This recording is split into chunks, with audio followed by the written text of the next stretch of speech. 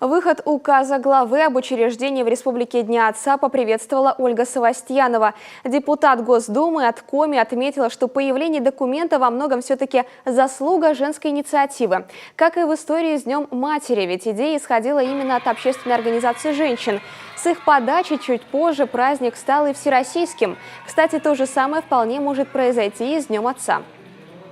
Сергей Анатольевич сразу же, не колеблясь, поддержал эту идею и издал соответствующий указ. И это решение, это прежде всего, с моей точки зрения, событие знаковое, потому что в нем отношение государства к институту семьи, к семейным ценностям, к традициям. В этом решении подчеркивание, насколько важна и незаменима роль отца. Итак, впервые официальный праздник будет отмечаться в последнее воскресенье октября.